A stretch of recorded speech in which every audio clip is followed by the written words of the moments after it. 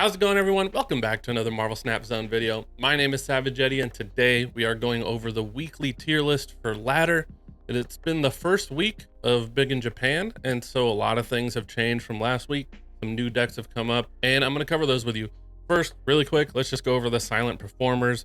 We have Thanos Zoo, Cerebro 2, Cerebro 3, Iron Patriot, and Evolved Lockdown. You've seen most of these decks before. Cerebro 2 and 3, I think, are new to the list this week. If you want to check out these deck lists, I'm not going to cover them, but go ahead and check them out below. Basically, they're doing pretty well. They haven't been a part of the meta for a while, and with a smaller sample size, they have a fairly high win rate and cube rate. So they're just decks to keep an eye on. Make sure you go check those out if you're interested in any of them. I'm not a big Cerebro fan, but if you are, there you go. This week, the main thing to cover is there are 5 tier 1 decks, which is wild. Normally there's 2 or 3. Right now there's 5 with a brand new deck leading it off, Move Legion. This is new this week with the change to Spider-Man and everything. We're going to go over the list, go over what I think about it. But we have that followed by Sarah Control, and then Infinite She-Hulk. I'm actually going to have a video on my channel of the Infinite She-Hulk list and some gameplay, so if you want to check that out, go check me out in the description. Followed by Good Card Stature, and then Evolved Lockjaw. Then there's a bunch of tier 2 decks. We're going to go over those as well. I think the reason for a lot of these tier 1 decks, there's 2 reasons that Den covers, is the abundance of tech cards and the impact that they have on the meta. You're going to see a common thread with these 5 decks. I think there's an exclusion of one of them. I believe it's Evolved Lockjaw, but a lot of them have reactive cards with Shang-Chi, Enchantress, Killmonger, things like that, in order to react to what your opponent is doing and shut down their game plan. So the main thing to be a good deck currently in this meta is being flexible and flexibility. You're going to hear me say that a lot in these when I'm talking about the decks, but flexibility is very important. The second reason why there could be 5 is unfortunate, but a lot of people have been saying they've been facing a lot of bots on ladder. And if that's the case, if there are a lot of bots on ladder, that means that win rates for decks are going to be higher, cube rates for decks are going to be higher, and some of these numbers are going to be a little bit inflated. However, as far as the tier 1 decks go, I think all of them are very good, and they are among the best decks in the meta. So I think the list is pretty accurate, even with maybe a mild inflation from bots. So let's start going through the list with Move Legion, the brand new deck to the meta. Lambie Series actually played this in the tournament last Saturday and ended up winning. He had a slightly different list. Instead of playing Nightcrawler, he had Vision in his deck. Makes the curve a little bit higher, but it was a pretty solid deck. That's the version that I've been playing, and I've been a pretty big fan of this. For those of you who watched the Conquest tier list last week, you will have seen this deck as well. It was there. I don't think it needs Nightcrawler. I do like the Vision edition, but Nightcrawler is kind of your play with this deck. That's the card you can swap out for different things. If you want to throw in an Enchantress or a Rogue or some other reactive card, you can. You have options, and that's kind of the slot that you can play with. Overall, it's a pretty good deck. I would say that it requires a lot of skill to play. It's a high skill level deck to play it optimally. There's a lot of variables with Silks jumping around, and where you're going to play Spider-Man, where that goes. There's a lot of randomness. Overall, it is very solid, and obviously it's a very good deck. Next up, we have Sarah Control. For those of you, again, who have been watching the deck list videos, you've seen this deck. There's no surprises here, nothing new. For those of you who don't have Jeff, it's basically run your best 2-drop slots, so Spider-Ham can fit in there. Luke Cage, if you're seeing a lot of evolutionary stuff. But overall, the deck has it's just really flexible. It lets you dump a bunch of cards and a lot of your power on turn 6, so you can adapt to what your opponent is doing. Your opponent can't guess what you're doing. It's not linear.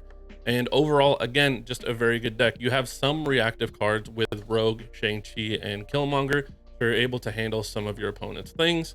You have Scarlet Witch for those limbos that you might run into. There's a lot of Legion and a lot of magic on the ladder, so Scarlet Witch, again, a reactive card in this scenario. If you'd like, you can swap out Rogue for Enchantress. I've seen lists where Jeff is just dropped completely and Enchantress is run. I don't necessarily recommend doing that, but again, flexibility and a lot of reactive cards in this deck make it a very good deck currently in the current meta. Next up, we have the Infinite She-Hulk list. This was in the Conquest list last Thursday. I don't remember if it was in the tier list last Monday. However, it's here now. I think there was a version of it there last week. The recent list that we've had before ran Moon Girl, and Moon Girl has been dropped. And I think that's because Moon Girl kind of telegraphs this deck. You play Moon Girl on 4, you skip turn 5. People know what you're doing. It kind of pushes this deck towards the Shuri type of a list where it's very linear. And so Moon Girl has been dropped in exchange for Leech. And with the abundance of Legion in the meta, Leech is able to protect your Limbo, protect your Magic on turn 6. So you play Magic on turn 3 or 4 to get Limbo. You play Leech on turn 5. On turn 6, they don't have the ability to turn off your Magic.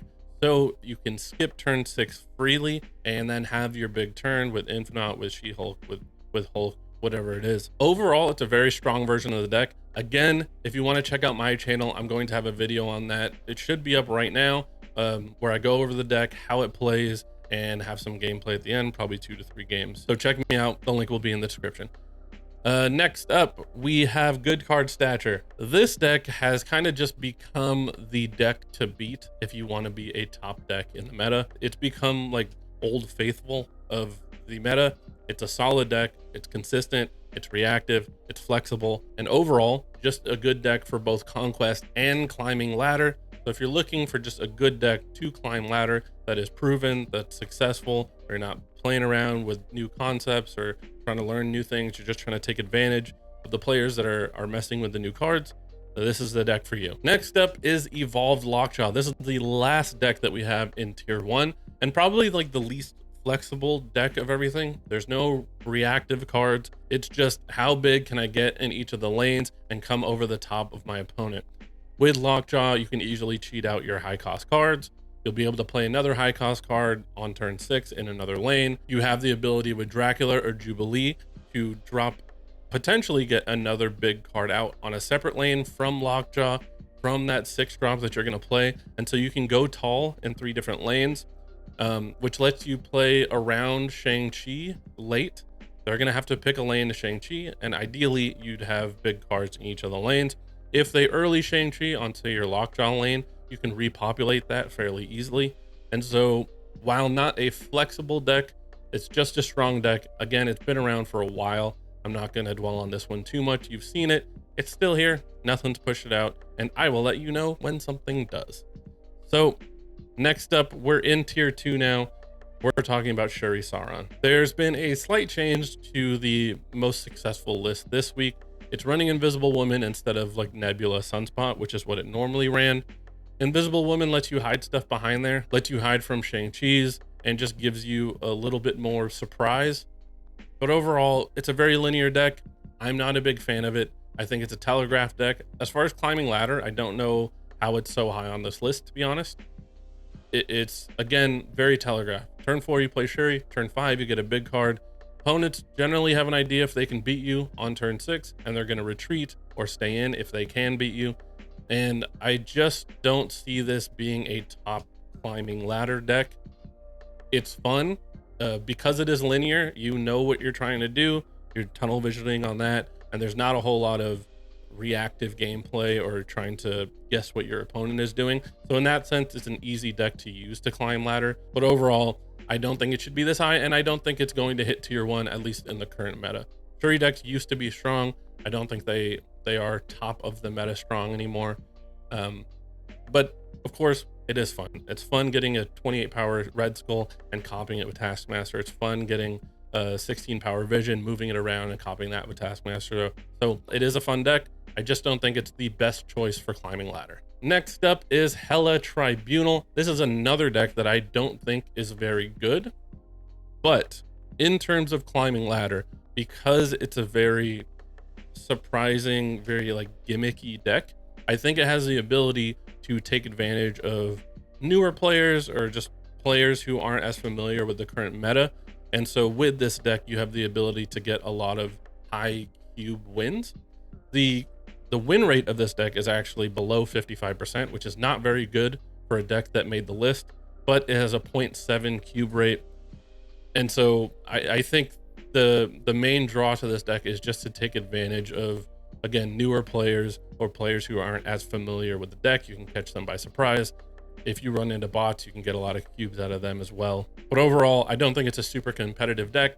Hopefully someone will prove me wrong, because it is a fun deck, but I just don't think it's that competitive, and I wouldn't take it too seriously as far as, you know, a meta deck list is concerned. Next up is Sarah's Surfer. The deck list you're seeing here is just one of many. The bonus of Surfer is the ability to shift what your deck looks like by putting in different 3-drops in different spots. This is a very strong, consistent list that you're going to see, but obviously there's deck lists that swap out the Storm Juggernaut package. I've seen Absorbing Man lists. That's the one that I've been playing, where you can play Brood, you can play Absorbing Man to copy Brood. It plays Zabu in there. It's a very fun just shell to play with, and Surfer is very strong. If it's given more tools, I can see it launching up into the tier 1 area, but as of now, it's sitting at tier 2. There's also lists with Legion, with Cosmo in there. Again, just a very flexible shell to play with. This is a very good one, actually, with Shadow King. It has the ability to turn off Angela's and Craven's in that move list that we went over. That is the top of the meta right now. It's really popular, and Shadow King's pretty effective. I've gotten Shadow King a few times playing that list today. So if you haven't tried Silver Surfer, for sure give this a shot before maybe things are nerfed, or it's a fun list. I don't know what else to say. It's Surfer. Next up is Discard Dracula. This is the list that got the biggest boost this week with the addition of Dakin,